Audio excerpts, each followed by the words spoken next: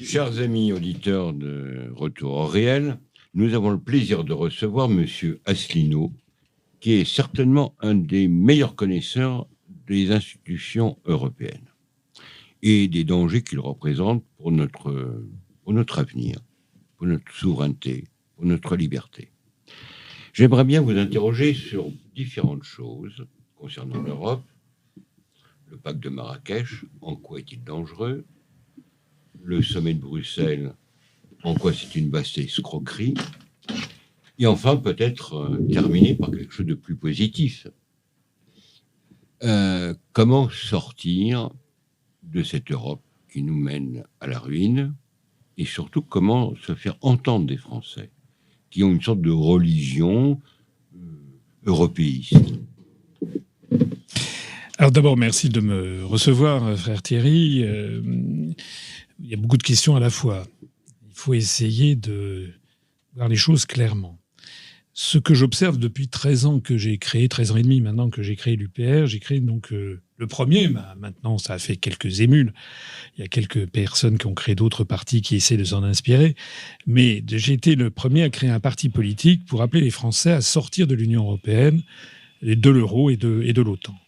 Et on se heurte tout de suite à une espèce de problème que j'ai découvert avec le temps, c'est que les arguments rationnels ne convainquent pas beaucoup de monde. Ça peut convaincre un certain nombre de personnes, mais pas énormément. Et je connais des gens, parfois des intellectuels, des gens qui sont très diplômés, qui réagissent avec ce que j'appellerais la volonté de ne pas savoir. Il y a un refus de regarder la réalité en face. On leur met sous le nez les problèmes posés par la construction européenne. Ils refusent de le voir. Ils n'ont pas d'argument. D'ailleurs, je l'ai vu pendant l'élection présidentielle de 2017. Si on regarde bien ce qui s'est passé pendant cette élection, cette campagne présidentielle, à aucun moment, je n'ai eu vraiment le temps d'expliquer à la fois les problèmes généraux posés par la construction européenne et le programme que je défendais. À chaque fois, je tombais sur des gens qui étaient là pour essayer de me dénigrer en faisant des amalgames, en m'amalgamant à telle ou telle force politique, en m'attaquant sur des vétilles ou des points de détail, mais jamais la question qui consiste à regarder les choses en face. Le fond. Écoutez, on vient d'avoir une information qui est quand même extrêmement importante. On vient d'apprendre que la France va tomber au 10e rang des économies mondiales, et on estime qu'à partir de 2024, on sera en dessous des 10. Et tous les pays d'Europe occidentale, d'ailleurs, pareil, l'Italie, l'Espagne, etc.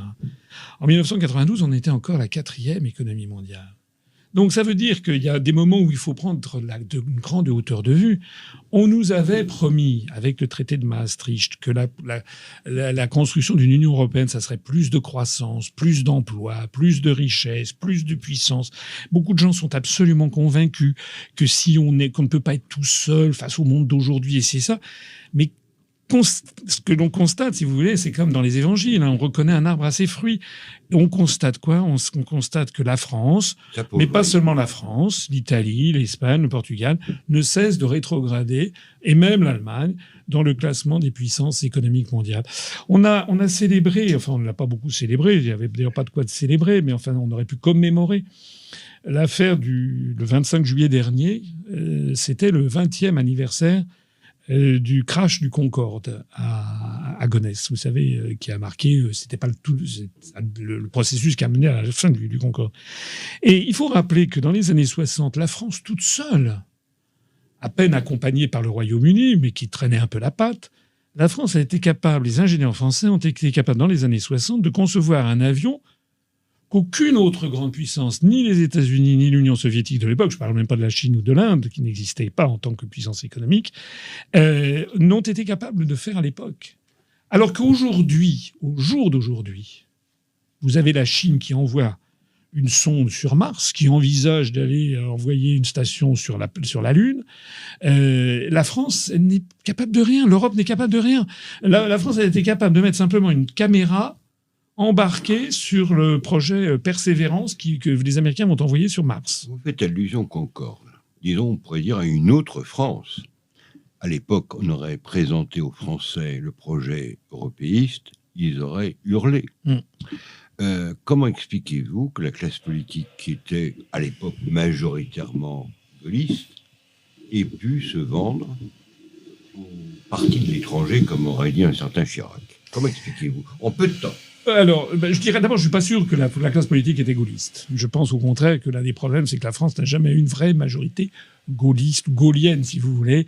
La réalité, c'est que des partisans de la construction des partisans de la souveraineté nationale, on les trouvait chez les gaullistes et aussi un peu chez les communistes. C'est d'ailleurs eux qui avaient fait cette alliance de circonstances qui avait fait échouer la CED en 1954. Mais en réalité, De Gaulle et ses partisans étaient obligés de composer avec le centre, hein, les descendants du parti de Jean Monnet, ce qu'on appelait l'UDF, puis aujourd'hui les démocrates chrétiens, mais aujourd'hui un peu le MoDem. Donc en réalité, De Gaulle n'a jamais vraiment eu, je pense, la majorité pour cela. Il faut aussi se rappeler ce qu'étaient les années 60-70. Dans la France des années 60-70, tout le monde était de gauche. Dans l'enseignement, dans l'université. Moi, je me rappelle, j'ai passé les concours d'HEC. Fallait quasiment développer la théorie marxiste pour entrer à HEC. C'est un autre monde. Maintenant, tout le monde est ultra-libéral. Mais à l'époque, vraiment... et les gens qui étaient... D'ailleurs, on ne parlait pas de la droite.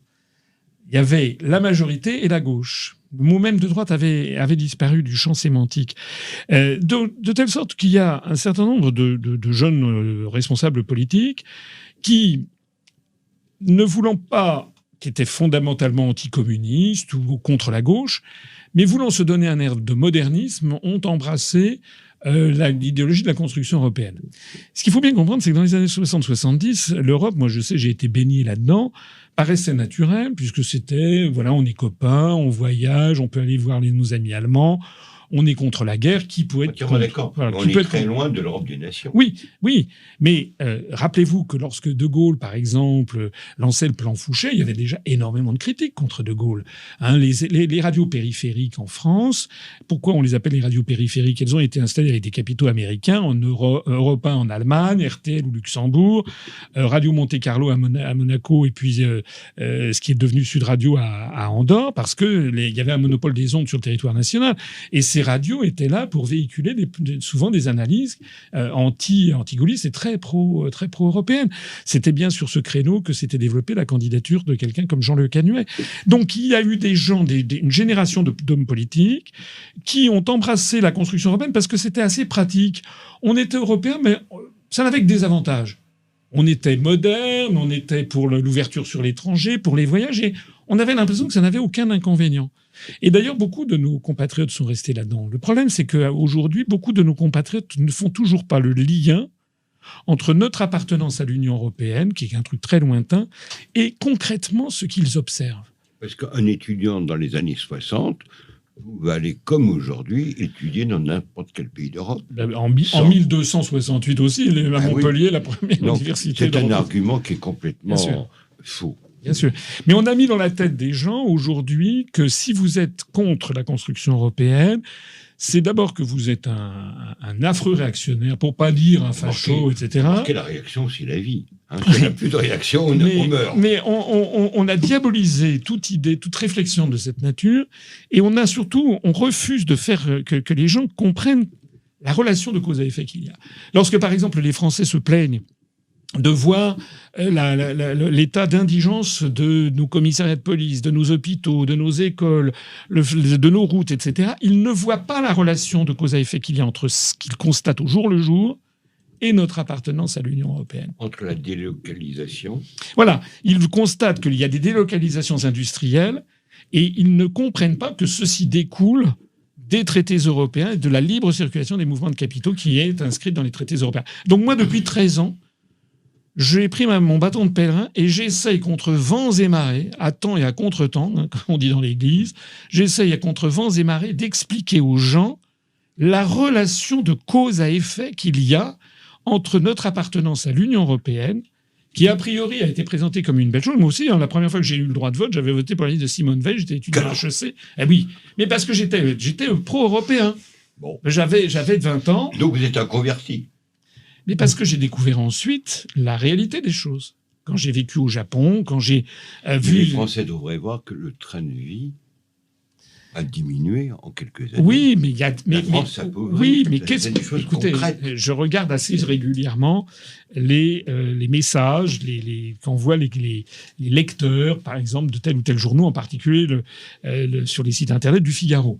Et je vois très, très régulièrement des messages très critiques. Par exemple, lorsque la France va baisser de niveau, les lecteurs, par exemple, du Figaro, qui sont un électorat conservateur, de droite, etc., il n'y en a pas un sur 100 qui relie ça à notre appartenance à l'Union européenne.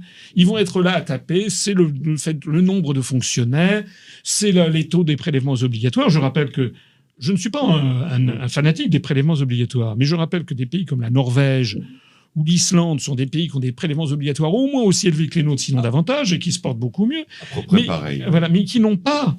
D'ailleurs les pays scandinaves de façon générale, et ils n'ont pas, la plupart d'entre eux n'ont pas ces contraintes. D'ailleurs, notez bien que parmi les pays scandinaves, sur les 5 pays scandinaves, il y en a 2, l'Islande et la Norvège, qui ont refusé d'entrer dans l'Union européenne, et 2 autres qui, tout en étant dans l'Union européenne, ont refusé l'euro, qui sont la Suède et le Danemark. Et le dernier, c'est la Finlande, mais qui a une tradition de finlandisation, mais qui fait partie des frugaux. On en parlera lors du sommet de Bruxelles, donc, que vous évoquiez tout à l'heure. Donc ça veut bien dire qu'il y a des traditions anthropologiques et géographiques, des pays qui sont très égalitaristes, qui sont très, comment dirais-je, qui défendent leur indépendance nationale, comme les Vikings, les pays du Nord, en gros se débrouillent beaucoup mieux que nous, et donc n'ont pas cette même vision des choses que nous, pays de tradition catholique romaine. On a une vision dogmatique de la construction européenne. C'est une espèce de nouvelle religion. C'est pour ça que, quand vous parlez de l'Union européenne, moi j'ai des amis, figurez-vous, eh bien il y en a un bon paquet qui... c'est plus fort qu'eux. Ils ne peuvent pas. C'est comme si je commençais à dire que, je sais pas, il y a pas eu, la résurrection n'a jamais existé, quoi. Enfin, je disais ça à un chrétien. Je me heurte à quelque chose qui est refus de regarder les choses en face. Pour eux, c'est une évidence. Mais c'est même pas une évidence. Parce qu'en fait, ils savent consciemment, enfin, inconsciemment, c'est une croyance. Alors, parmi les étapes de la construction européenne, date majeure, c'est Maastricht. Oui. Et on voit que 92. 92, et à moyen terme, c'est la disparition de notre pays en tant que souverain. Alors, pour que les auditeurs comprennent bien, de 1957 à 1992, il y avait ce qu'on appelait la Communauté économique européenne, le marché commun, si l'on veut. Et en 1992, il y a eu un changement de nature avec le traité de Maastricht, puisqu'on ne parle plus de CEE, de Communauté économique européenne ou de marché commun. On parle désormais d'Union européenne, avec un drapeau, avec un hymne national et avec une monnaie, donc avec les attributs d'un véritable État. Avec transfert de souveraineté. Voilà. Avec des transferts de souveraineté dans de très nombreux domaines, y compris en matière de justice, y compris en matière de politique étrangère. C'est ce qu'on a appelé le deuxième pilier. Le droit européen a préséance sur le droit national. Voilà. Donc là, on a, à partir de 1992, il y a véritablement un changement. Un basculement. On a créé un État fédéral qui ne dit pas son nom et qui en a des attributs. Le problème qui se pose, c'est le même que celui qu'on a constaté avec la création de l'URSS. C'est-à-dire qu'en URSS, avec la construction du socialisme, on avait postulé la création de ce qu'on a appelé Homo soviéticus, c'est-à-dire le soviétique. Je suis heureux que vous faites cette allusion parce que j'allais justement faire le parallèle entre l'URSS et l'Europe de Maastricht. On a beaucoup de points communs. Et là, c'est Homo europeus, c'est-à-dire un Européen. Mais dans les années 60, si vous lisez c'était De Gaulle de Perfit qui était ministre de l'information de Gaulle, rapporte que le général parlait toujours des Russes. Et au Quai d'Orsay, au ministère français des Affaires étrangères à l'époque, des jeunes diplomates se tapaient sur les cuisses en disant de Gaulle, le pauvre vieux, il n'a rien compris, les Russes, c'est fini depuis 1917, maintenant ça fait 50 ans, c'est terminé, maintenant c'est les Soviétiques. Et De Gaulle disait non, pas du tout. Il disait la Russie boira le communisme comme le buvard boit l'encre. Et donc on disait, au fond, la seule vérité, c'est les nations. Les nations sont comme le cèdre, elles ne meurent jamais. Mais De Gaulle, et qu'est-ce que l'histoire a montré? Que c'est De Gaulle qui avait raison. C'est-à-dire que lorsque la construction du socialisme... Parce que De Gaulle, comme Védrine d'ailleurs, ont été marqués par Bainville. Oui. Par une certaine vision géopolitique qui a guidé, au fond, leur politique étrangère. Alors, Charles de Gaulle, il avait aussi quelque chose qui est important, c'est qu'il avait d'abord beaucoup de culture générale, beaucoup de culture historique. Il connaissait très bien l'histoire de l'Allemagne Et il avait été aux affaires, si j'ose dire, c'est qu'il avait quand même été soldat pendant la Première Guerre mondiale et le chef de la résistance pendant la Deuxième Guerre mondiale. Le problème auquel on est confronté, je pense, c'est que les élites actuelles françaises, et pas seulement les énarques. Moi, je suis un ancien élève de l'ENA, donc je suis atypique parmi les énarques. Il faudra bien que, de toute façon, on parle de supprimer l'ENA, ici et ça. Bon, d'abord, je ferai remarquer qu'il y a beaucoup de dirigeants qui sont pas énarques. Hein. Bon. Mais la question n'est pas de l'énarque ou pas de l'énarque. Ce que je note, moi, c'est que dans les élites françaises, il y a une fantastique, mais au sens péjoratif, inculture historique. Et beaucoup de Français qui ne connaissent pas, par exemple, l'histoire de l'Allemagne et l'histoire des relations franco-allemandes depuis 3 siècles. Un exemple. On a un ami qui est venu faire une émission il y a quelques jours sur la nouvelle constitution russe. Il est prof à l'INALCO. On n'enseigne plus l'histoire maintenant. Donc vous aurez des gens qui vont apprendre le russe, mais ignoreront réellement la culture russe. Mais ça, c'est un vrai problème. Moi, je l'ai vu quand j'étais élève à l'ENA, et je l'ai vu depuis lors. Je vous assure que... Écoutez, on fête ces jours... Enfin, on fête... On commémore. On célèbre le 150e anniversaire de la guerre de 70. Bon, la dépêche d'Ems, 13 juillet 1870. C'était une belle manipulation. Une manipulation de Bismarck. Mais de la même façon qu'il y a eu la manipulation de Frédéric II contre Louis XV juste avant la guerre de 7 ans. De même qu'il y a eu la manipulation d'Adolf Hitler en 1938. De même avec les accords de Munich. De même qu'il y a eu la manipulation comment dirais-je, des députés du Bundestag contre De Gaulle en 1963 sur le traité franco-allemand. C'est-à-dire que les Français sont extrêmement naïfs. Et ils prennent les autres peuples pour des gens qu'on pourrait, par notre seule présence, convaincre. Non, pas du tout. Par le verbe. Les Allemands sont des gens très précis. Et actuellement, quand je vois des gens qui s'extasient, vous parliez tout à l'heure du sommet de Bruxelles, comme si Madame Merkel, d'un seul coup s'était convertie à la foi de européiste de Macron, c'est pas vrai du tout. Contrairement à ce qu'on nous a dit, il n'y a pas eu de mutualisation des dettes, c'est pas vrai. Et contrairement à ce que l'on nous dit, l'Allemagne va être encore une fois bénéficiaire parce qu'elle est la très grande exportatrice vers les pays. C'est son intérêt. Nous, on est le dindon de la farce. Et les Français, le coq gaulois, si vous voulez, qui fait cocorico avec les pattes dans le fumier, eh ben ça fait des siècles que ça dure, malheureusement. Peut-être Macron, c'est son intérêt de liquider la France dans un magma européen. Ah, son intérêt personnel peut-être. Son intérêt personnel peut-être. Rapidement du pacte de Marrakech et des conséquences qu'on peut prévoir.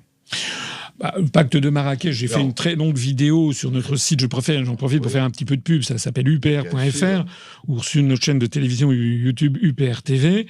Donc je renvoie les auditeurs à toute l'analyse que j'avais faite. J'avais fait ça article par article.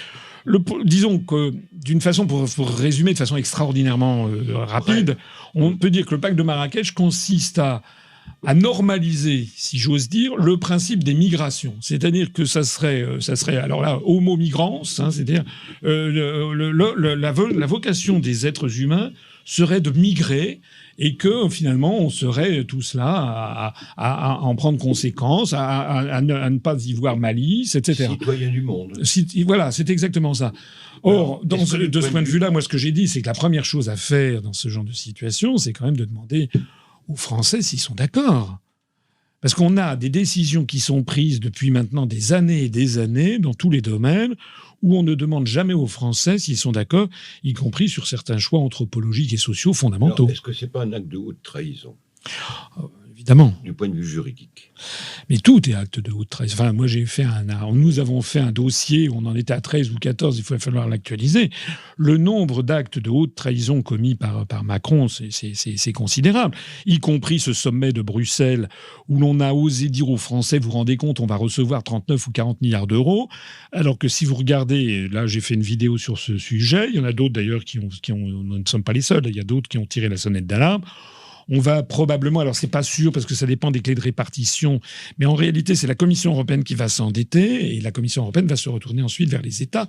Alors comme la France depuis le départ du Royaume-Uni paye 20%, si la Commission s'endette pour 78 ou 80 milliards d'euros, excusez-moi, sur 380 milliards d'euros, 390 milliards d'euros, puisque c'est le montant des subventions, la France, en prenant un peu moins de 20%, ça fait quelque chose comme 78 milliards d'euros.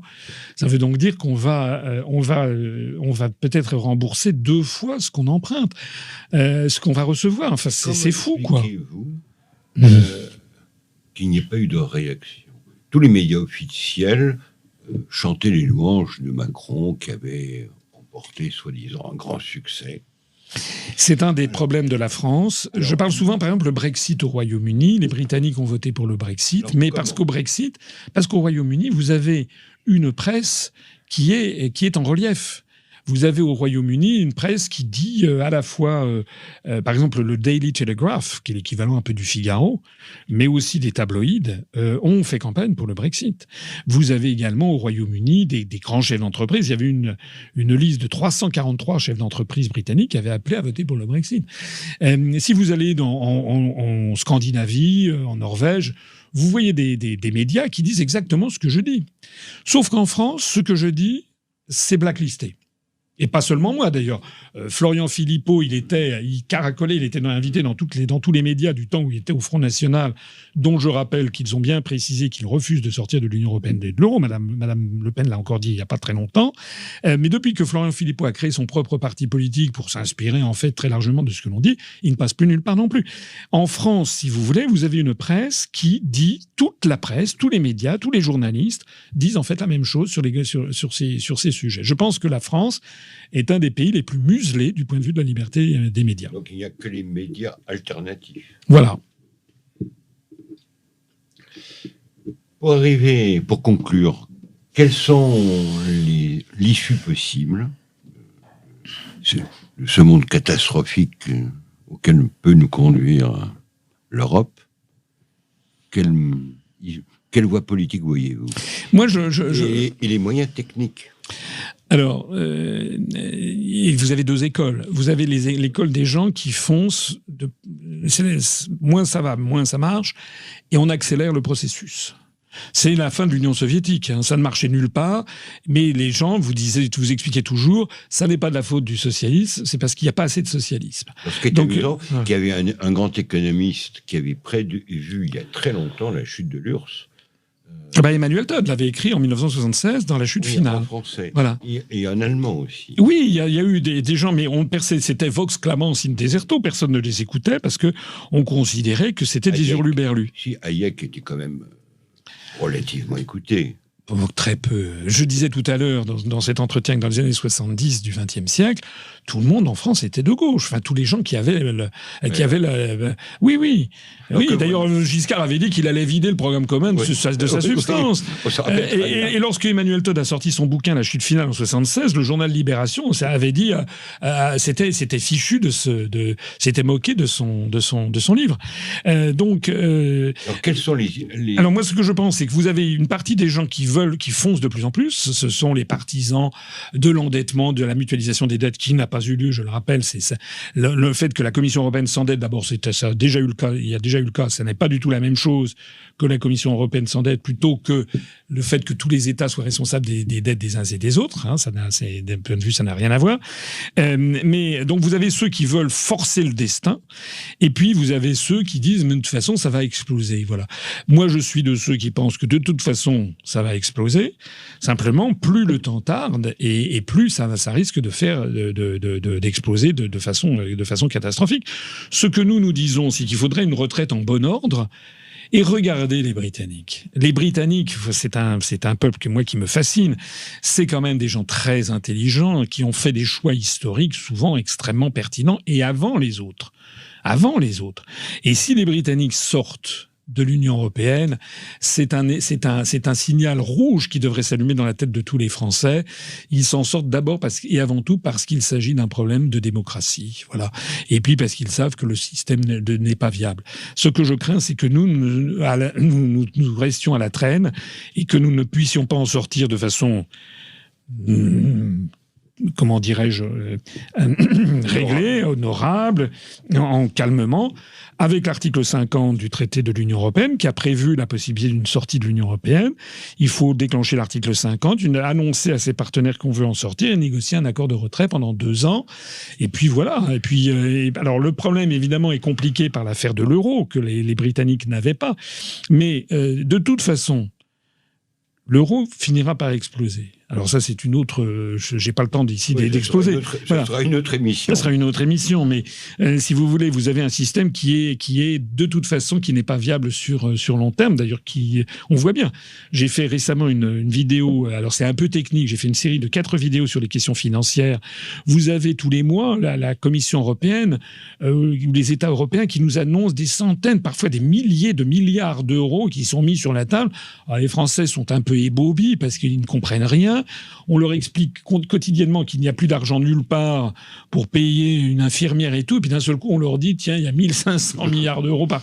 Les Français n'y comprennent rien. Ils ont raison d'ailleurs.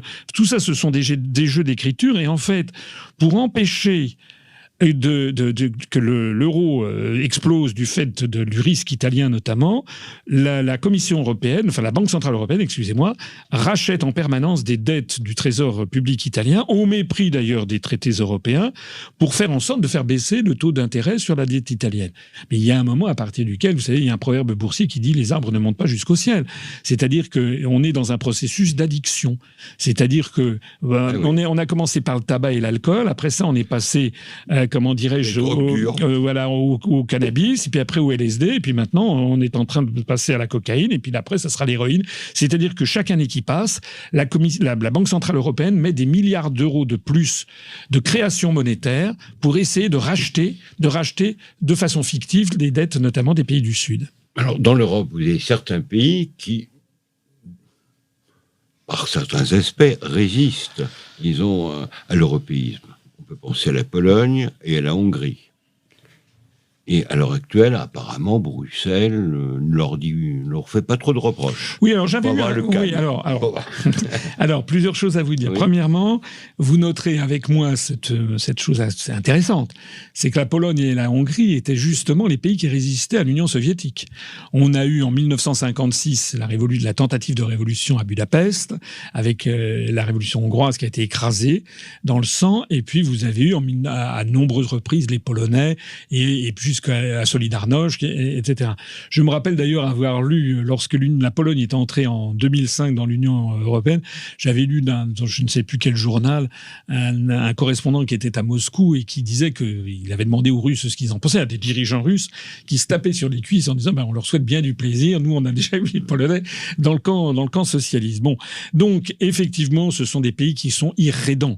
La Pologne a une histoire très particulière que vous connaissez, partagée entre ses 2 grands voisins, l'Allemagne et la Russie. Elle a trouvé son indépendance nationale dans l'Église catholique comme le Québec.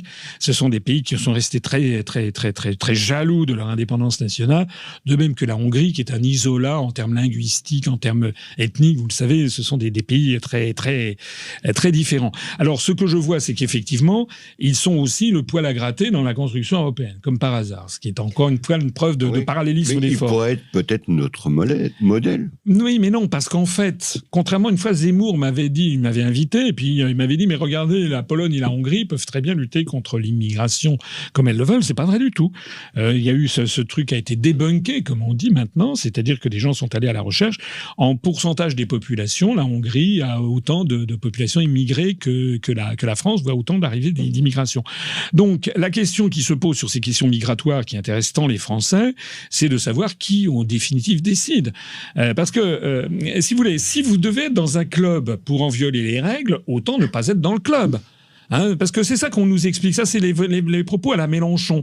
Non, il faut rester dans l'Union européenne, mais on n'en fera qu'à notre tête, on imposera. Mais ça, c'est quoi ? C'est du nationalisme. C'est-à-dire, si on ne veut pas appliquer les règles d'un club, on n'entre pas dans le club où on dit, si vous voulez, si vous êtes invité chez des amis à table, et puis que vous commencez à mettre les pieds sur la table, à vous éplucher les orteils entre la poire et le fromage, les gens vont vous dire de partir.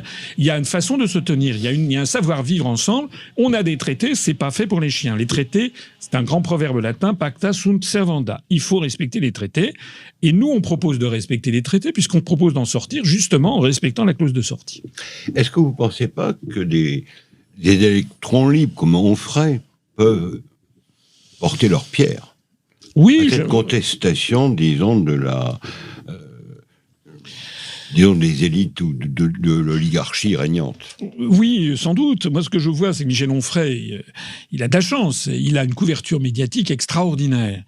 Voilà, ce que je trouve bien, c'est quand il me soutient, il l'a fait. Puis après, malheureusement, il est très vite revenu en arrière. Sans doute qu'il a dû avoir quelques appels téléphoniques qui lui dit que c'était pas bien.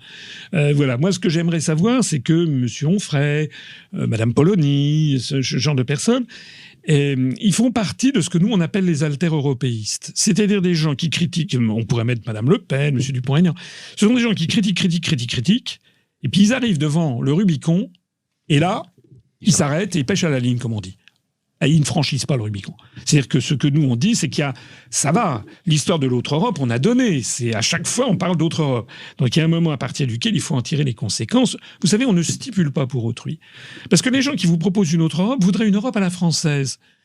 Mais moi, je suis un vrai observateur européen. Je suis allé dans pratiquement tous les pays de l'Union européenne et je sais très bien que on raisonne en Bulgarie, en Roumanie, en Grèce, au Royaume-Uni. Enfin, maintenant, ils ne sont plus.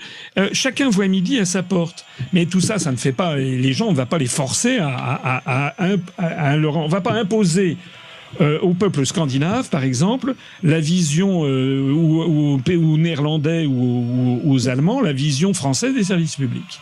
Voilà. Il n'y a pas de nation européenne. Non, il n'y a pas de nation européenne. Maurras, qui, par certains aspects, était un nationaliste, parlait de l'union des nations latines.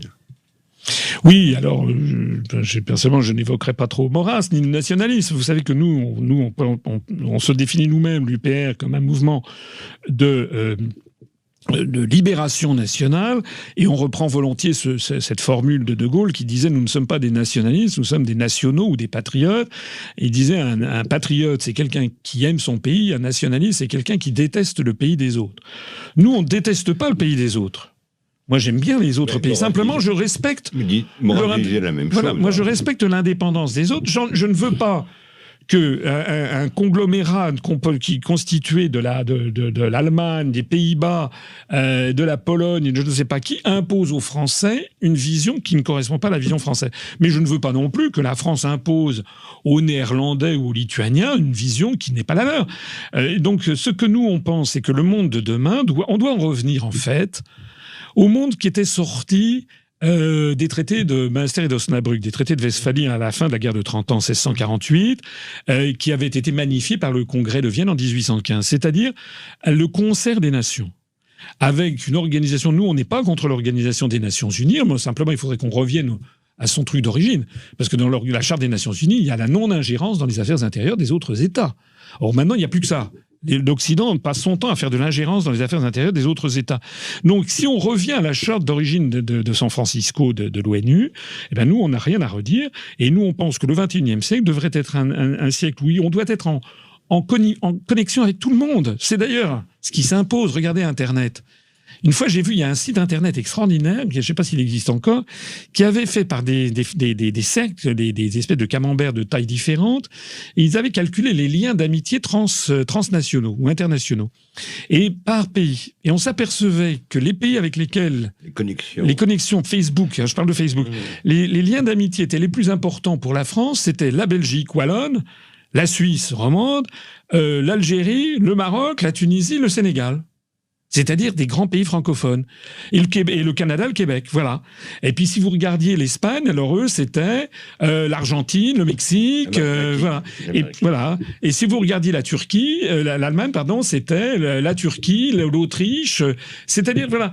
En réalité, chaque État a des interconnexions avec le monde entier. Nous, on a d'excellents liens. Moi, j'ai vécu au Japon. Je peux vous assurer qu'au Japon, Il y a beaucoup de Français, il y a 5000 Français qui vivent au Japon. Au Japon, il y a beaucoup de Français, il y en a qui sont mariés avec des Japonaises ou avec des Japonais. Il y a des liens très étroits, beaucoup plus entre la France et le Japon, entre la France et l'Estonie, par exemple. J'ai rien contre les Estoniens, mais on a des liens avec le Canada, avec le Maghreb, n'en parlons pas, qui sont... Donc le monde de demain, il n'y a pas besoin de l'inventer, il s'impose tout seul. Confucius disait « Qui veut changer le monde n'y réussira pas ».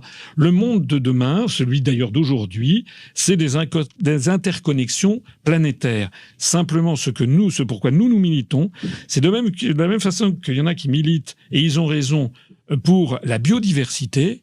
Nous, on est pour la biodiversité des nations, des peuples et des nations. Parce que je ne veux pas qu'en 2200, mes arrière-petits-enfants parlent tous l'américain, mangent tous du McDo, et puis que tout ce qui a été la France ait disparu. Moi, je veux avant tout que la France reste la France. Ça, c'est le danger. Mais écoutez, je vous remercie beaucoup. Et j'invite les auditeurs à regarder votre chaîne, car vous participez, disons, à la réinformation d'une part, et à la défense de notre identité. Voilà. Merci. Merci beaucoup.